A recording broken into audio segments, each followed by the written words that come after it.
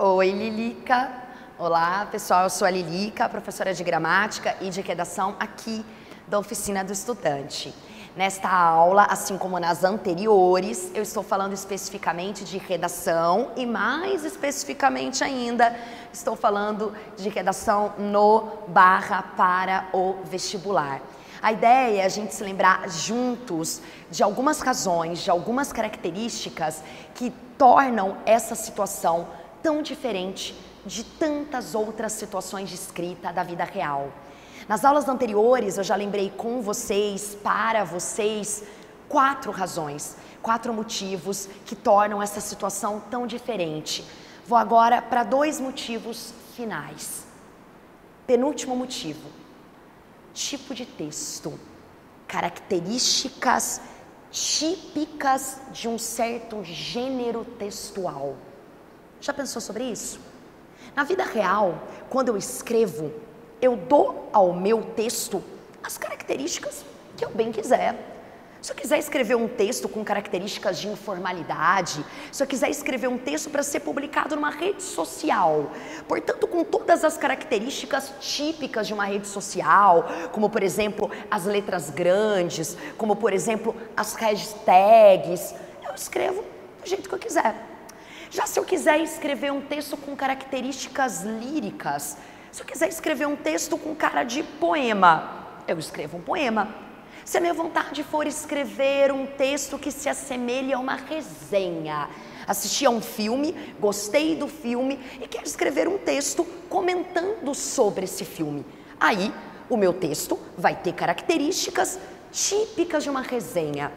Já se me veio à cabeça escrever uma fábula, as características do meu texto serão típicas de uma fábula, ou seja, na vida real, eu dou ao meu texto as características que eu bem quiser.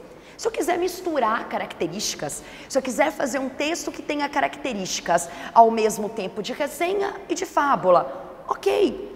Se eu quiser, por exemplo, escrever um texto ficcional, um texto pequeno, mas que traga também características típicas de um texto da internet, de um texto comentário ou de um texto protesto, ok também. Na situação de vestibular, nada ok. Na maioria das provas de redação de vestibular, vão exigir de você um texto específico. Na maioria das provas de redação dos vestibulares, vão exigir que o seu texto seja escrito dentro de um certo parâmetro de gênero.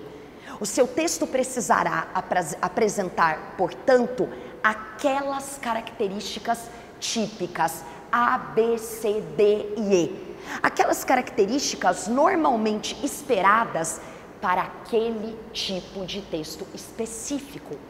Todos nós sabemos que a maioria esmagadora das instituições de ensino cobram nas suas provas de vestibular, cobram nas suas avaliações de redação o texto dissertativo.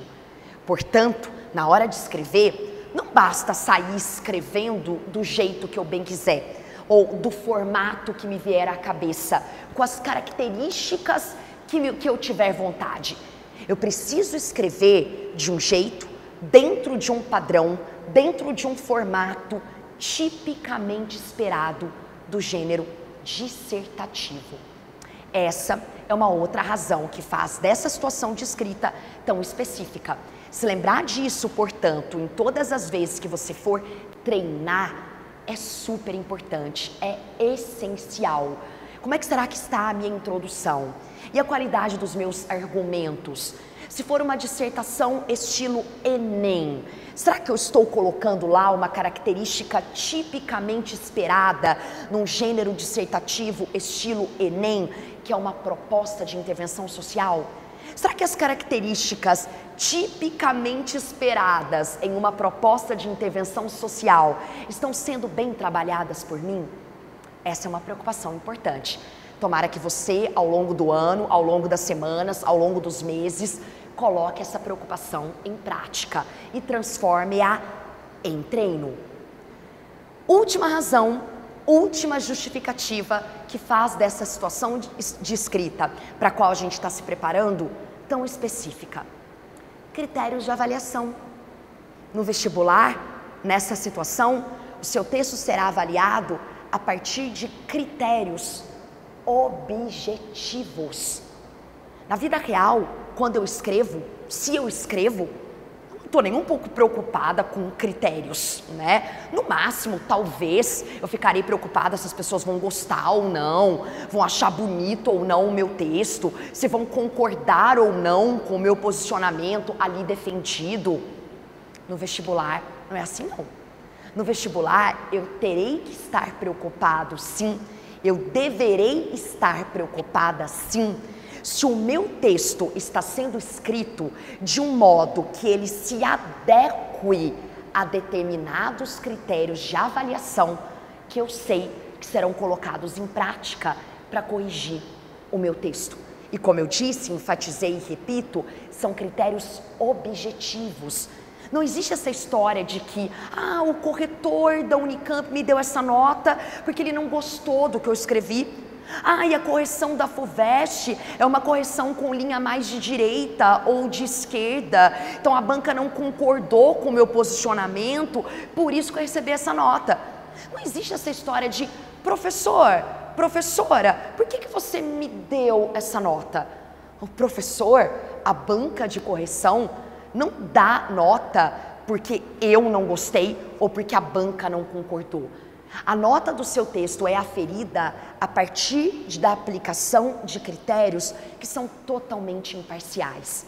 Portanto, se preocupar com esses critérios, conhecer a fundo esses critérios, lembrar-se deles antes de escrever o seu texto é fundamental para que o seu treino ao longo do ano seja eficiente, seja eficaz.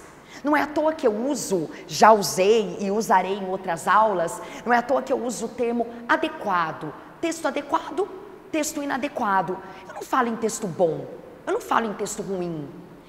Vocês concordam comigo que quando a gente fala em texto bom, em texto ruim, a gente está falando de algo que pode ser bastante subjetivo, né? O que é bom para você pode não ser bom para mim. O que é ruim na minha avaliação pode não ser ruim na sua avaliação. Critérios de avaliação de vestibulares não tem nada a ver com subjetivismo.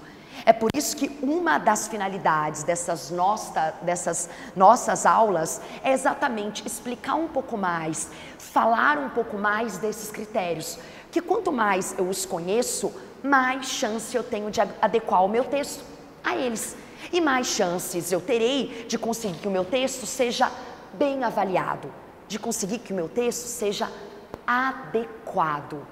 É assim na vida real também, não é? Imaginemos, portanto, uma situação, um concurso de dança, né? Imaginemos que fazemos parte de um grupo de dançarinos que participará ao final de um ano de um grande concurso de dança.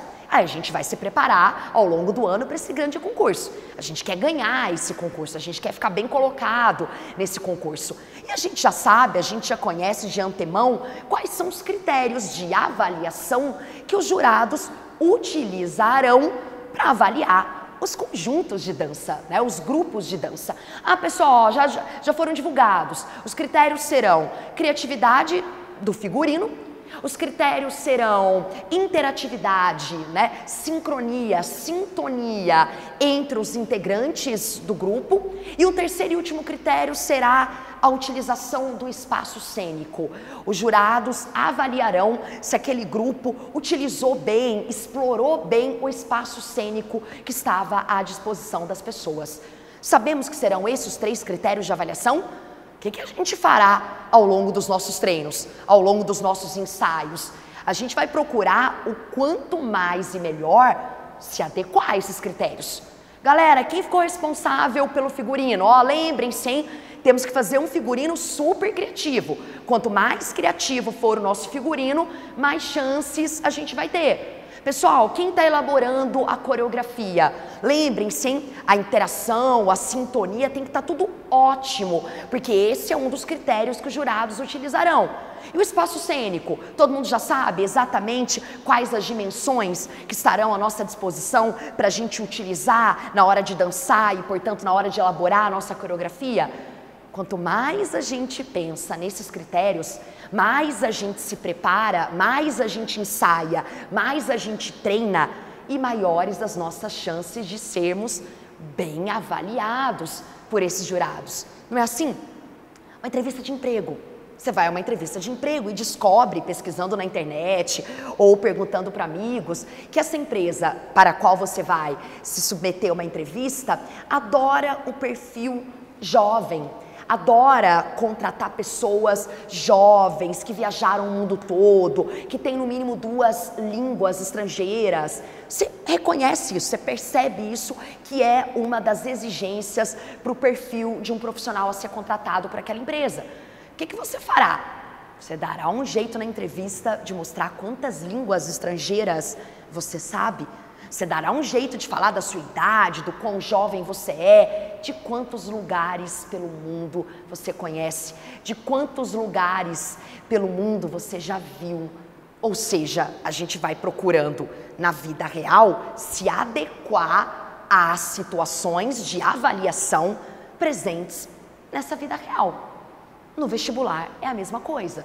Saber conhecer e entender os critérios que serão utilizados para avaliar o seu texto é fundamental para que as chances do seu texto ser bem avaliado sejam maiores.